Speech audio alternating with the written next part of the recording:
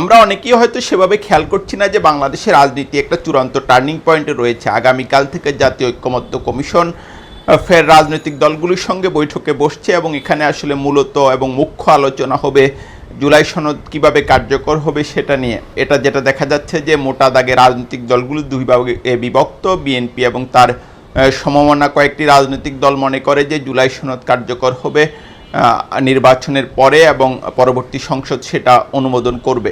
অন্যদিকে জামাত এবং ইসলামী আন্দোলন এনসিপি সহ বেশ কিছু রাজনৈতিক দল মনে করে যে জুলাই সনদ এখনই কার্যকর করতে হবে এবং জুলাই সনদের ভিত্তিতে আগামী নির্বাচন অনুষ্ঠিত হবে। মূলত এই জুলাই সনদকে কেন্দ্র করে বিএনপি এবং জামাত পুরোপুরি দুই দিকে অবস্থান নিচ্ছে এবং বাংলাদেশের আগামী রাজনীতি কোন দিকে এগোবে সেটা আসলে বহুলাংশে নির্ভর করছে এই জুলাই সনদ ঘিরে রাজনৈতিক সমঝোতার উপর।